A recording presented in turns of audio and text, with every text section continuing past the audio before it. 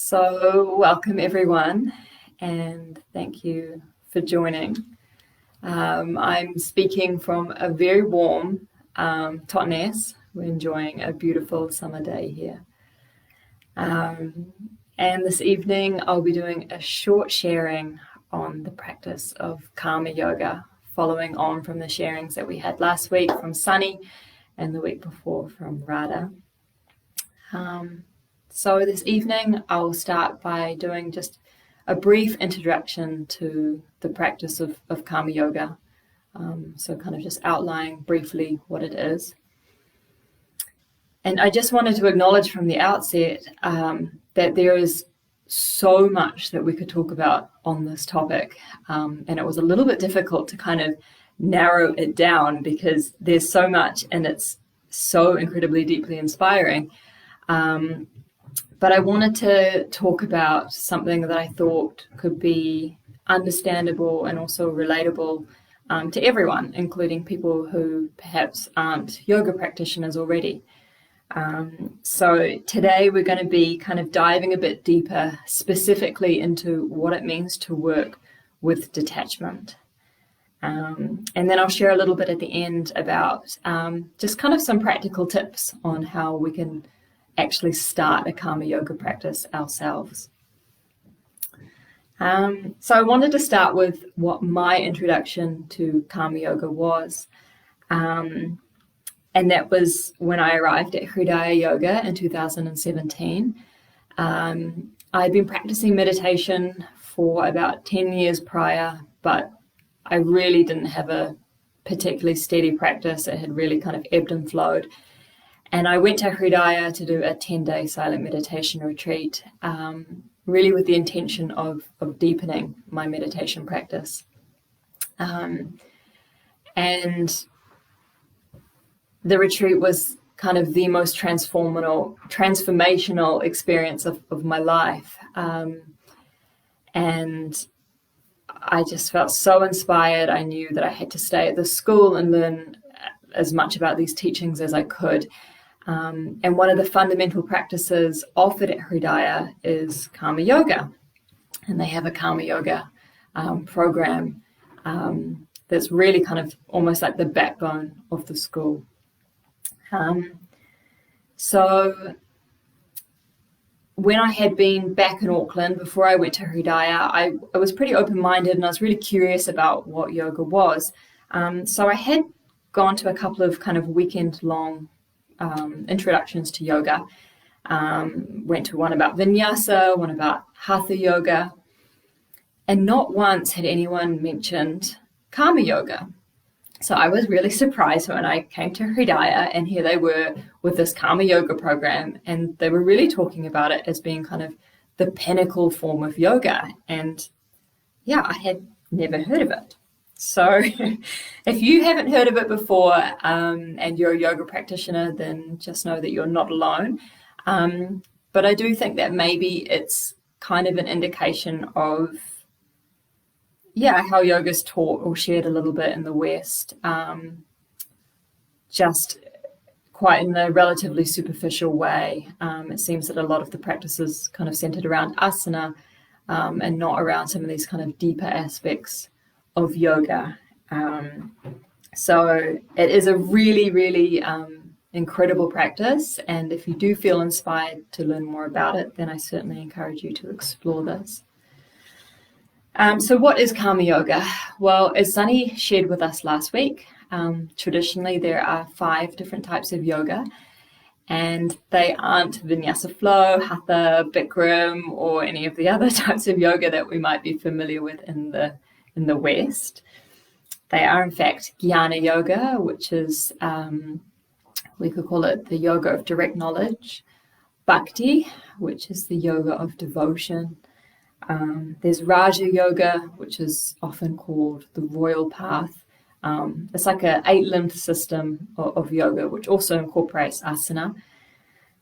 We have Tantra, which is a form of kind of transcending the ego through using energy, through using Shakti. And then we have Karma Yoga. And if we wanted to just briefly touch on the etymology of what karma yoga means, it's comprised of two words, karma, which comes from the Sanskrit root kri, which means to act or to do.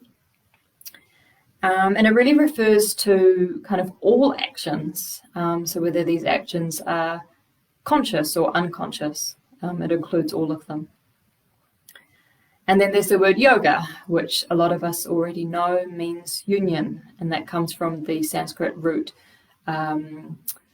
yuj, which means to bind or connect. And it kind of really refers to this idea of oneness, of union, referring to union with the divine, which can be experienced as this deepest essence of our being. And so when we combine these two words, karma and yoga, we're really referring to an action which is performed with like a meditative awareness. Or simply, we could say it's coming into union with the divine, with consciousness, with God, whatever kind of word we want to call it, through action.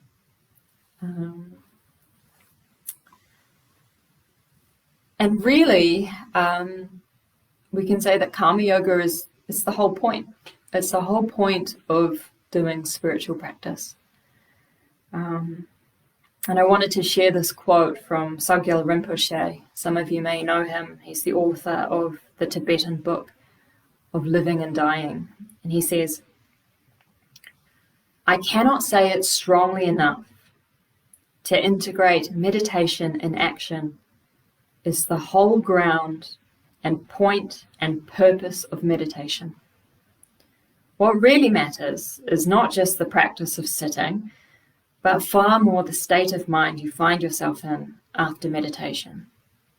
It is this calm and centered state of mind you should prolong through everything you do." So really from this quote, we can see that karma yoga, which is involving action, it's involving our work, it's involving the things that we do in this manifest world, is really about bringing this union that we can experience, or transcending the ego that we experience in meditation or in hatha yoga on the yoga mat, and bringing this into our daily lives. And in this sense, if we're practicing karma yoga in this deep way, our whole life can really become a meditation. And I wanted to share a quote from Yogananda. He was a saint living in the 20th century, so in the 1900s. And he describes karma yoga in this way. He says, "To work without the inner peace of God is Hades," and he's referring to the Greek god of death. "To work with his joy ever bubbling through the soul is to carry a portable paradise within, wherever one goes." So what he's saying here is, when we're performing actions with the sense of connectedness to the divine, to our inner essence, then we end up carrying this portable paradise within our being everywhere we go. And yeah, I just thought that was a really beautiful way of describing what karma yoga is really about. So in a more practical sense, how do we practice karma yoga? Well, as I mentioned already, there's like a lot to this topic, and there's like many elements and nuances and layers to the practice of karma yoga. But at Hridaya, we broke it down to 3 core elements, just to keep it really simple. And that's to act with awareness, detachment, and love.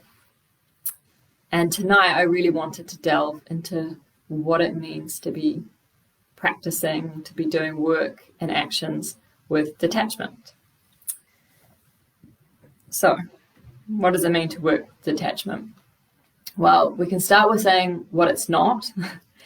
And it's not to be lazy or to have an attitude of apathy.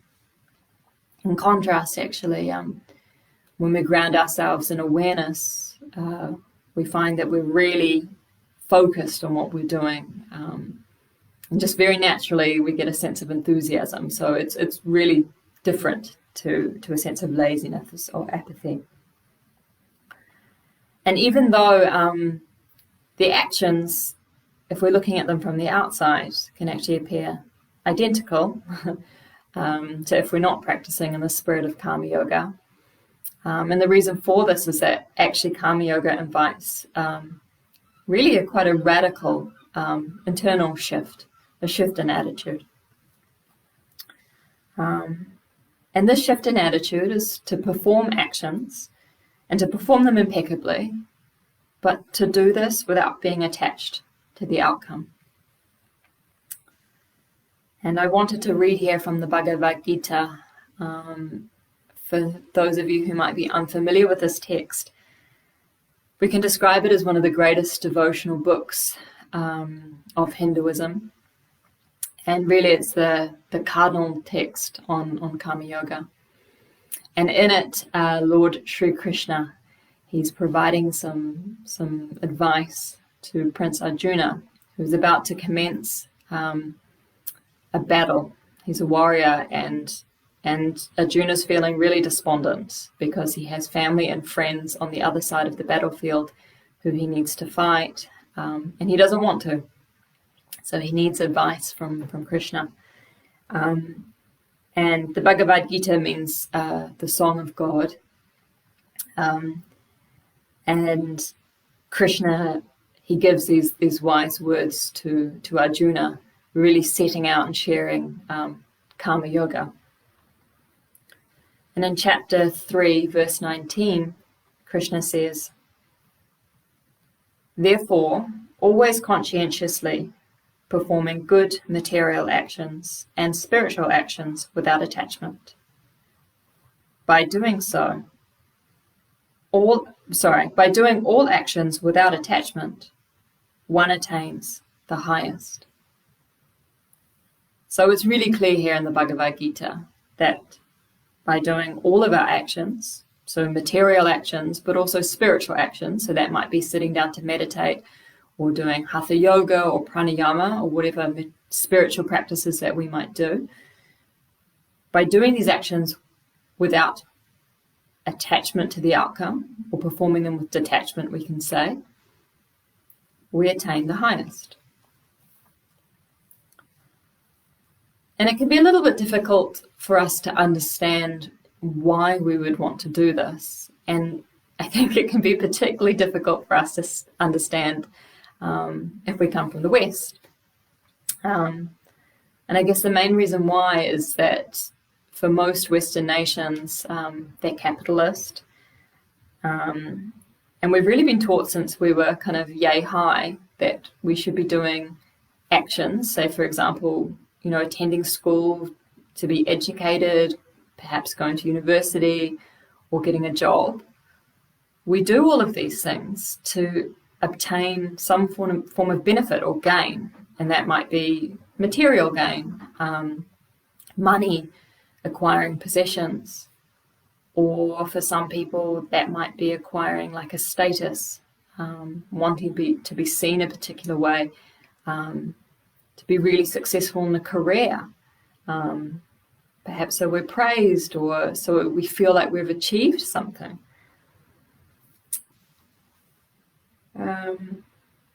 So I guess these are really kind of ingrained in our society, and we can think of, for example, even the American dream.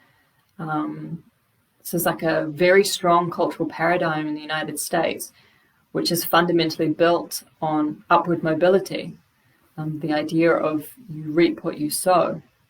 So it can seem very strange for Westerners to come across the idea of doing things, particularly when we think of work, in a way where we're detached from the outcome. So why would we want to why would we want to act with detachment? And if we look at spiritual traditions, and there are a number of them that really share the same teaching, Hinduism, also different forms of Buddhism, they really see working with detachment as an important way of learning to free ourselves from the shackles of the ego. And in particular, this would be kind of moving away from aversions. Say, for example, we want to do something, so I guess it's more like we want to do something, and when it doesn't go our way, we can experience a lot of disappointment or pain, or shame or frustration, because what we set out to do hasn't really come to fruition in the way that we intended it. So on the flip side, we can also have desire, acting from these desires. And when we kind of step back and have a look, we can see that often we strive to kind of acquire things.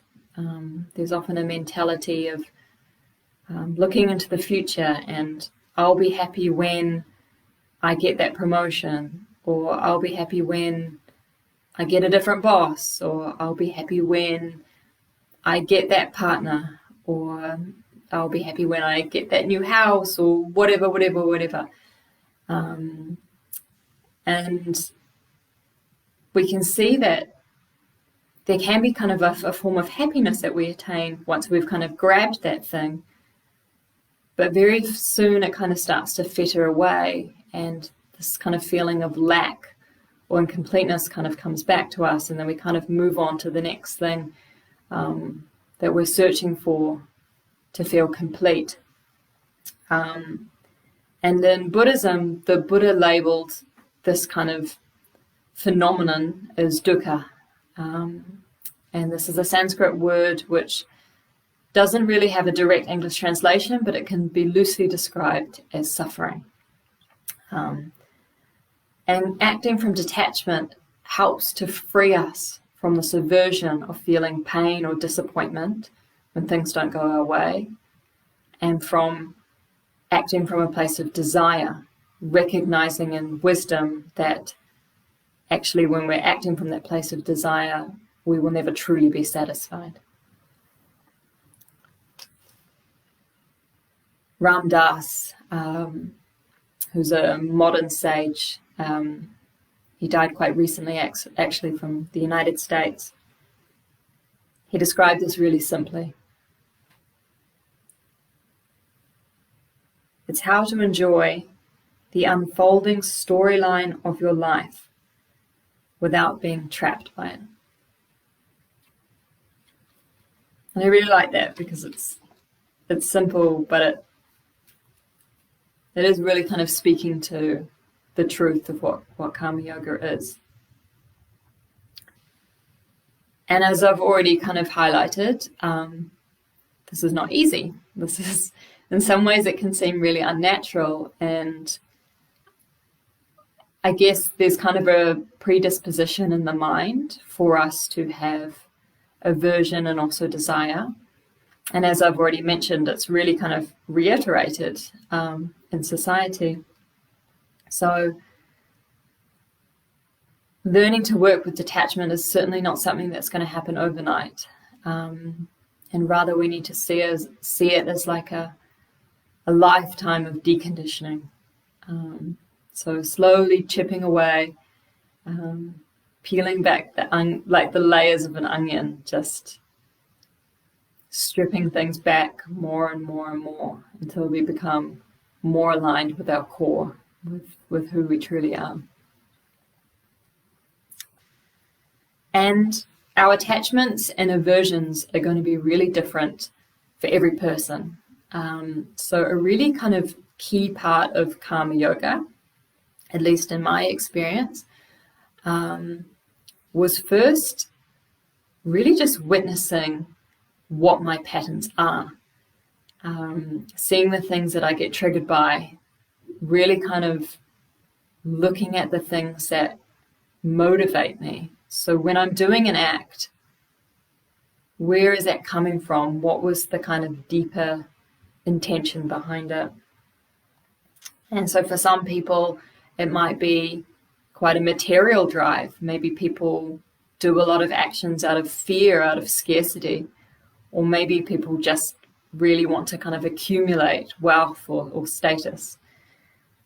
And then for some other people, there might be a strong desire to be praised. So perhaps we're doing an action, and there's this underlying intention of, perhaps if I do this action, someone's going to praise me or it's going to be seen. And then maybe for some of us, it might even just simply be a desire to be acknowledged. And the reason why I bring this up is because it's something that was a pattern for me. And when I started looking at it, I realized that this had been a pattern which had been drummed into me since I was really, really, really little. And it kind of stemmed to this practice we have in the West of saying thank you. So you can probably remember when you were little children, if someone did something nice for you, if someone served you some food or they helped you to do something, your mother or father would always say to you, "What do you say?" And the answer is always, "Thank you." And while thank you is a really beautiful expression of gratitude and is certainly not something I would condone anyone for saying, I noticed that that conditioning of the appropriateness of saying thank you had kind of drummed into me an expectation that if I did something nice for someone, it needed to be acknowledged. And if it wasn't acknowledged, then something was wrong or something was amiss. And I have really noticed with a few people that I know, they get really, really bothered if someone doesn't say thank you and they don't acknowledge them for their action. And actually, for some people, it even gets to a point where they're really quite miffed about it. And they can harbor a resentment of a non-thank you for days and weeks and months.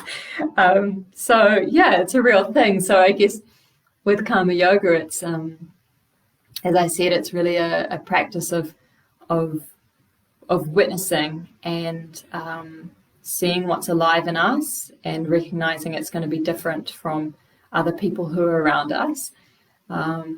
Just this introspection, like learning what triggers us, where we're really acting from, getting to know kind of the ego and the egotic structures which are behind this being.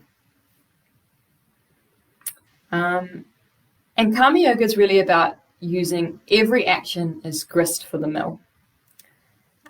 So using absolutely everything we do, and it can be like an actual formal work, or it could be anything that we do, any action that we take.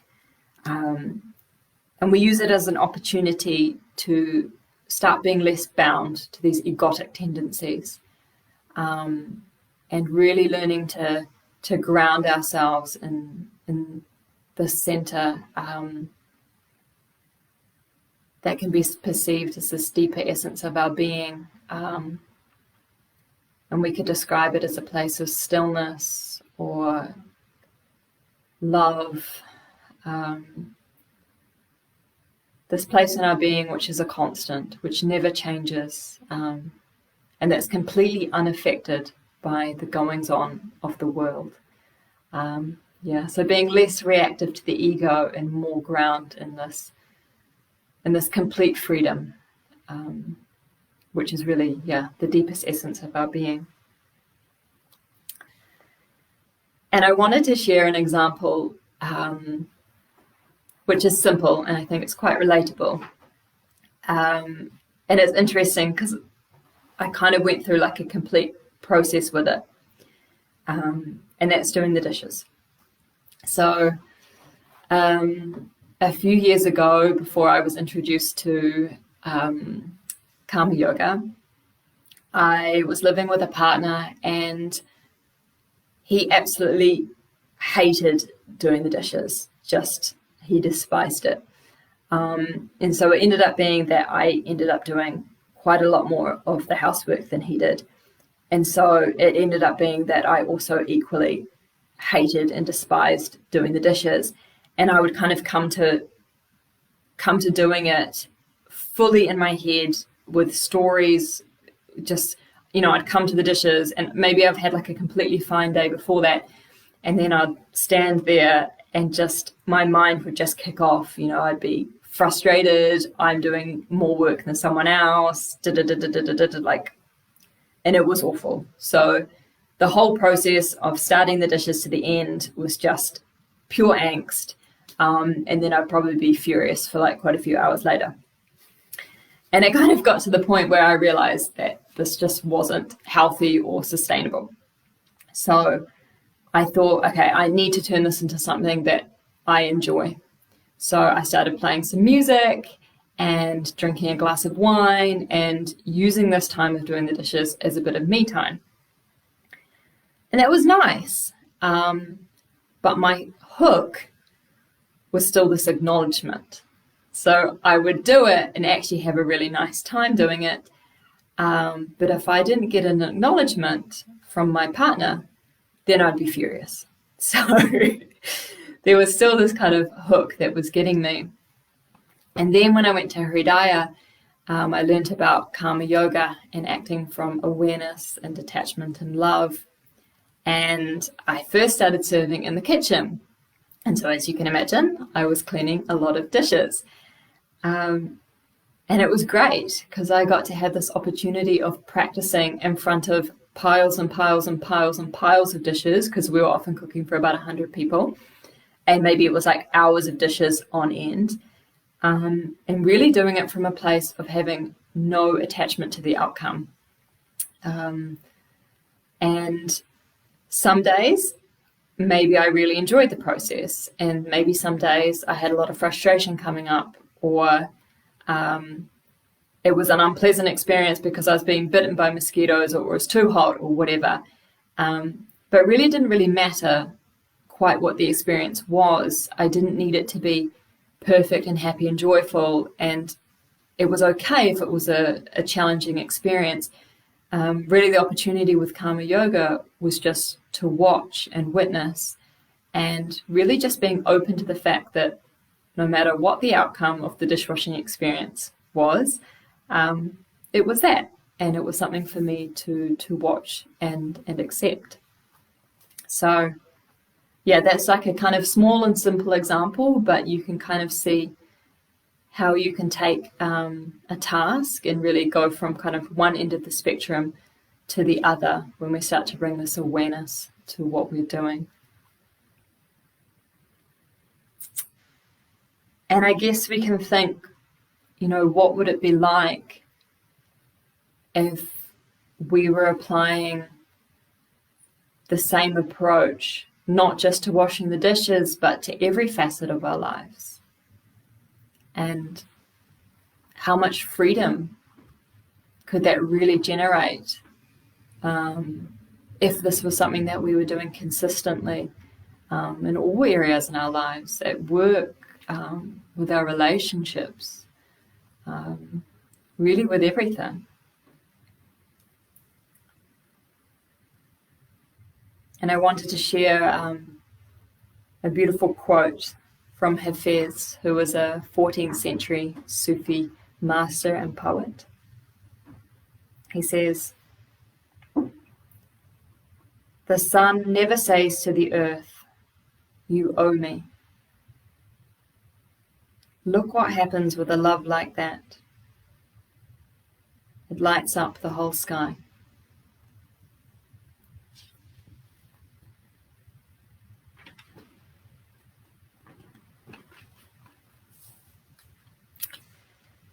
And the final example that I wanted to share was something that I witnessed from a really dear friend of mine. And actually he'll be sharing about karma yoga next week. His name's David, and he's also a Hridaya teacher. and David and I shared the role of Karma Yoga coordinator. So we coordinated the Karma Yoga program at Hridaya together. And at Hridaya, we have silent meditation retreats every month. So the whole school would go into 10 days of silence, and all of the people who are serving as Karma Yogis there would also go into silence. And they would support all of the participants in the retreat by cooking and cleaning, making sure the school was nice and clean, and just the perfect kind of environment for people to meditate. And for the first time, we thought it would be a really cool idea if we offered a Karma Yoga retreat to run parallel to the main retreat. And the idea was that the Karma Yogis would be able to meditate, we'd have a teacher sharing Hatha Yoga, and we'd be streaming the lectures from the main retreat. So they'd do their Karma Yoga, say in the kitchen or the accommodation team, and then when they weren't serving, they would come into this Karma Yoga retreat. And it was the first time we were ever doing it, so we were quite excited about it. And David was leading meditation one day. And so I went down to the meditation hall, and I don't think I was late, but it was kind of nearing on the hour when meditation was starting. And I was the only person to join. And for those of you who know David, he was up there on the altar, sitting there just really peaceful, just radiating love, as David does. And he had this little smile on his face. And he opened his eyes when I came into the room. And he just maintained the same expression. The smile didn't get bigger, it didn't get smaller, it just stayed the same. And I was the only one to join. And at the end, at the end of this, maybe it was a 1 hour or 2 hour meditation, I can't remember, but at the end of the meditation, David had the same feel to him. He concluded the meditation and he still just had this love radiating from him.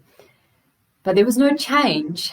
And I remember in that moment feeling that I had just witnessed such a pure example of Karma Yoga.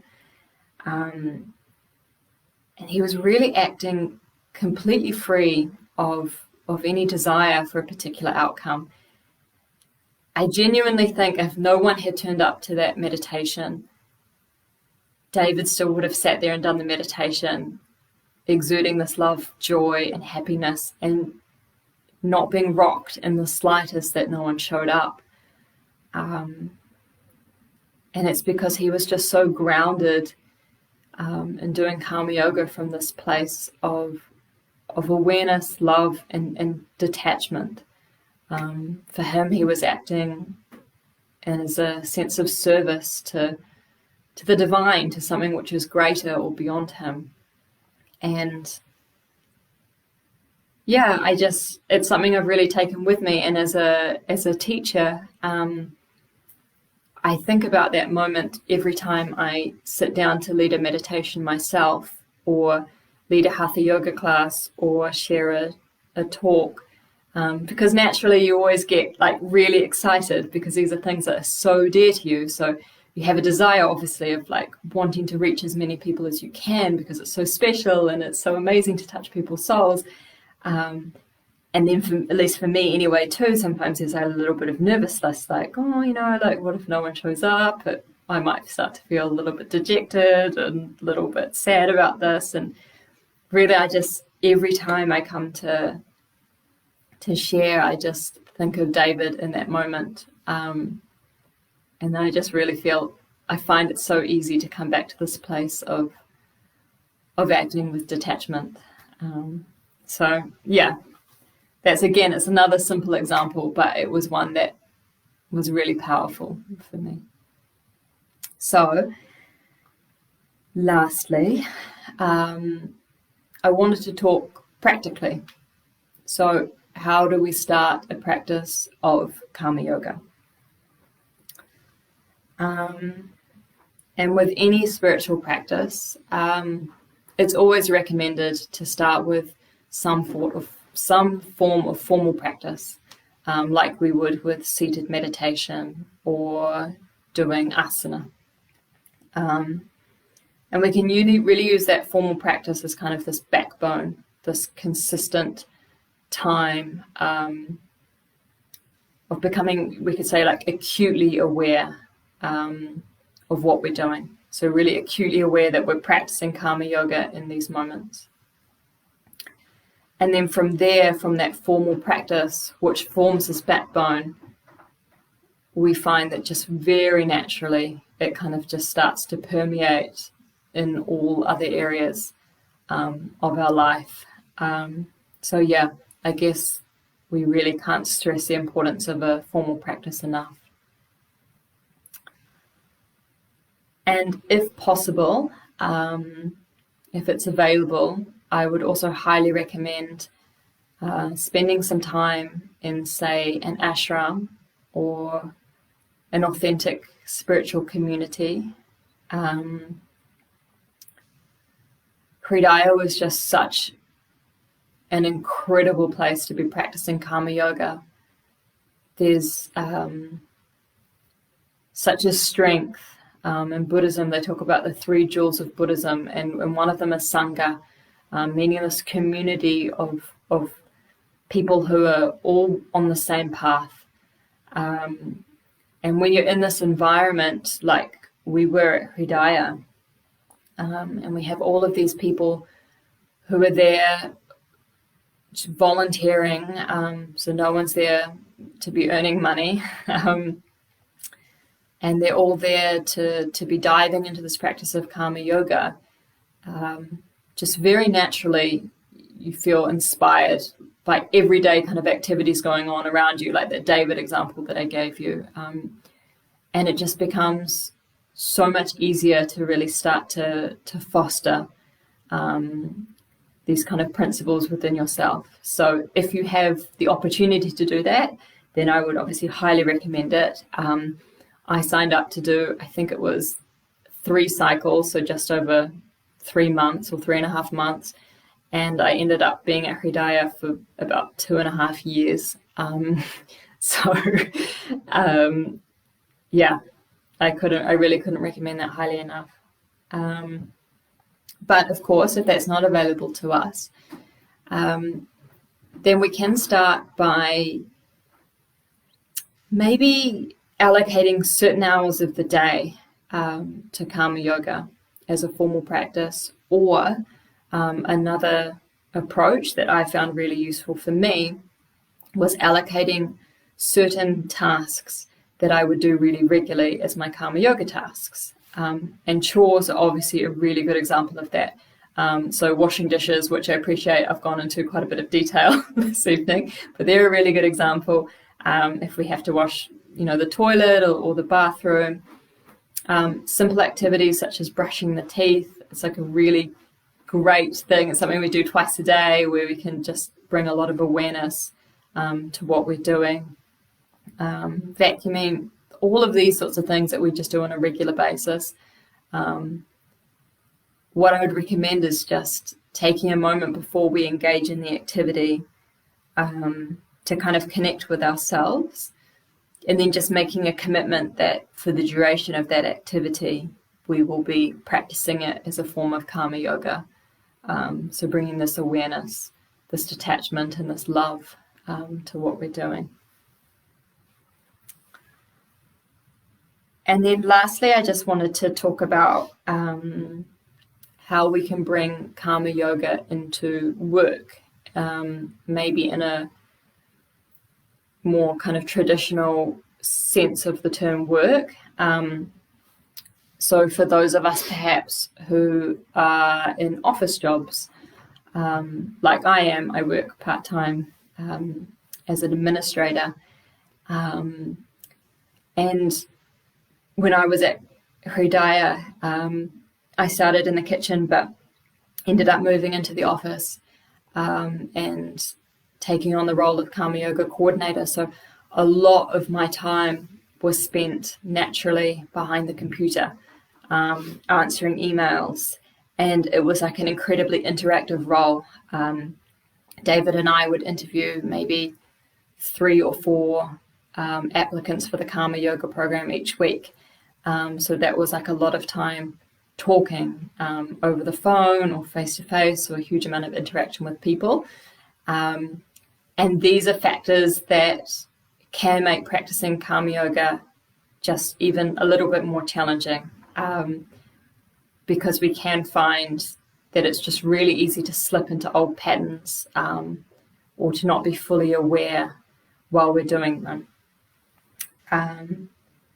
So a couple of really simple tips for those of us who might find ourselves in an office or sitting in front of the computer for many hours of the day. One example is, before I send an email, I have another read through of it, and I really just kind of connect to my heart, and just really check in to see what the intention is in sending the email, and is it coming from maybe a place of being triggered? So is it a quick kind of reactionary email, or is this email really serving the purpose that I intend? How helpful is it, and how will it be serving the recipient? And consecrations.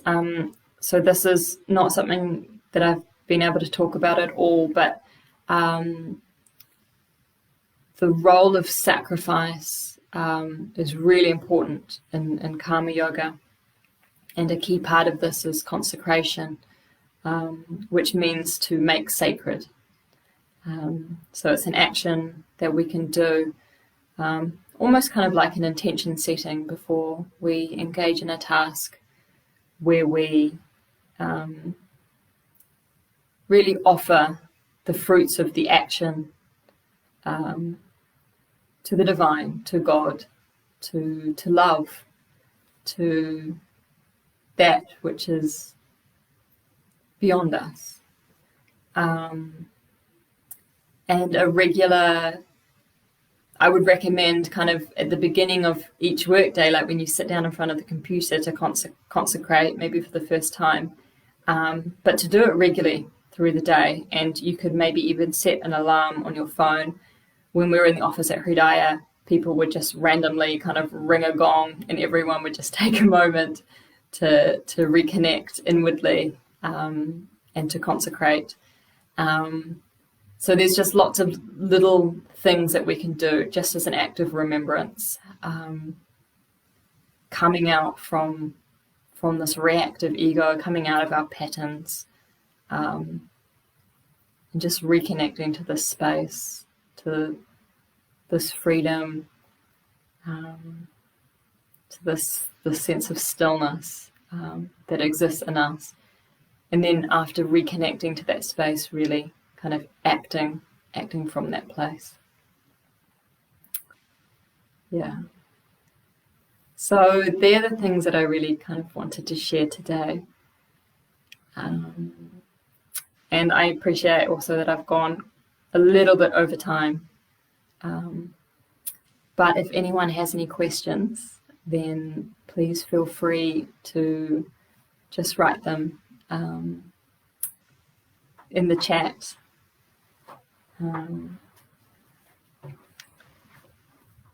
And just in case there are any questions, just to give people a little bit of time, I wanted to read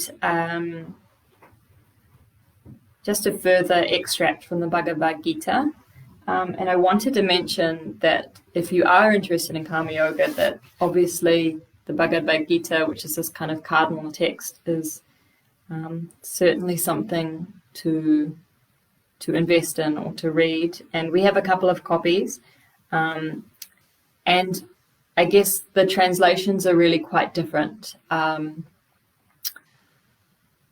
There's a lot of Sanskrit words in the Bhagavad Gita. Obviously, it's written in Sanskrit, and a lot of them don't translate over to English particularly well. So each version is kind of slightly different. And so I use this one. This is kind of like quite a basic rendition, but it's really kind of handy for being able to understand it at a first level. But what I can also highly recommend, this is a book Adam and I picked up in India and we brought all the way back home. It's traveled with us quite far. But it's God Talks with Arjuna, the Bhagavad Gita, Royal Science of God Realization. And it's been put together by Paramahansa Yogananda. And he's not only translated the Bhagavad Gita, and I can say it's quite a different translation to other ones that I've read, but he's also given a really in-depth commentary. But it is really in-depth and it's quite high in terms of spirituality. So I wouldn't say this is necessarily a text for beginners to jump into, but if you're kind of more of an experienced practitioner, then this is an incredible investment and highly recommended. So to end, some final words from the Bhagavad Gita. This is chapter 4. The wise call him a sage, for whatever he undertakes is free from the motive of desire, and his deeds are purified by the fire of wisdom. Having surrendered all claim to the results of his actions, always contented and independent, in reality he does nothing, even though he is apparently acting. Expecting nothing, his mind and personality controlled, without greed, doing bodily actions only. Though he acts, he remains untainted. Content with what comes to him, without effort of his own, mounting above pairs of opposites, free from envy, his mind balanced in both success and failure. Though he acts, the consequences do not bind him.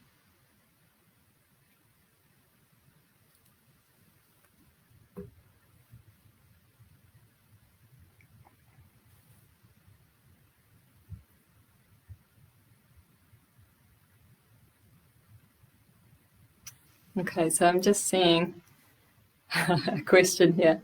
So if we're acting with detachment to the outcome, where does the motivation to act come from?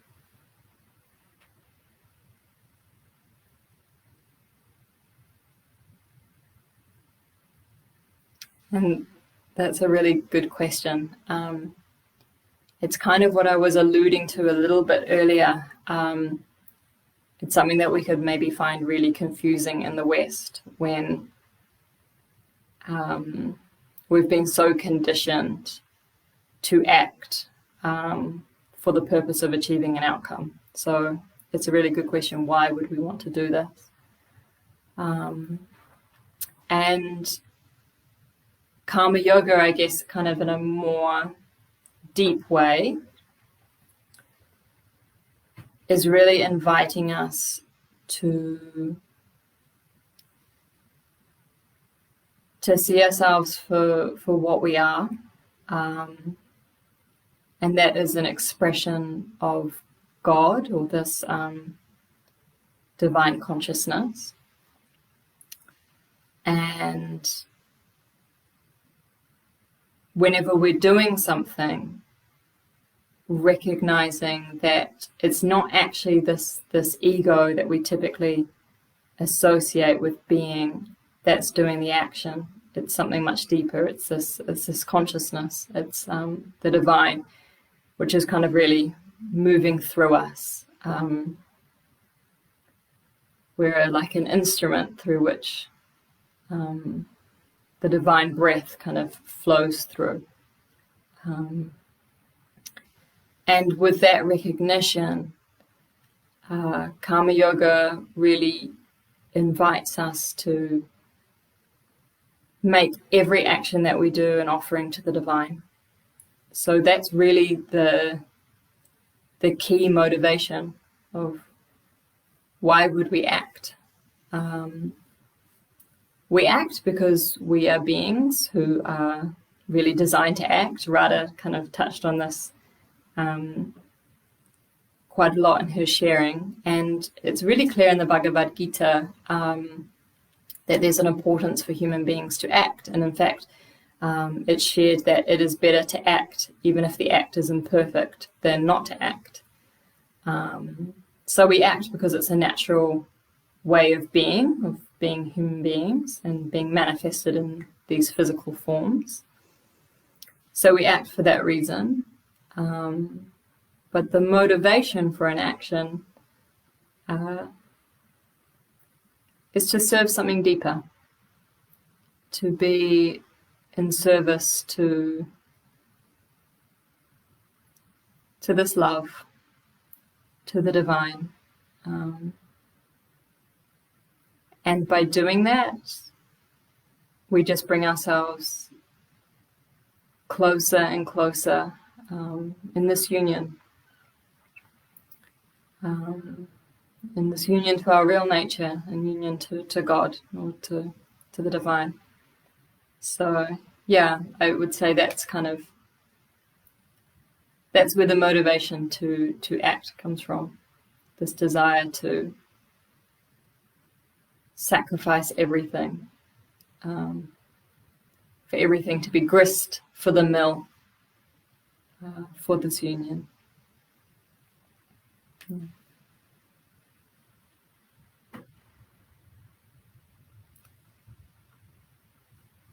So I don't think that there are any more questions. But if there are, then of course you're always very welcome to shoot them through to Kalian Yoga via Messenger. Yeah. So I just wanted to say a big thank you for joining. And if you did feel inspired, then David, who I shared about, he will be talking about Karma Yoga again, I think on Monday. Is that right? Yeah. Adam's saying, yep. So this Monday, David will be sharing again on Karma Yoga. So thank you again for joining.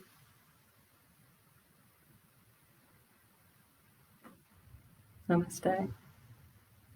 I wish you all a very beautiful evening or morning, wherever you are.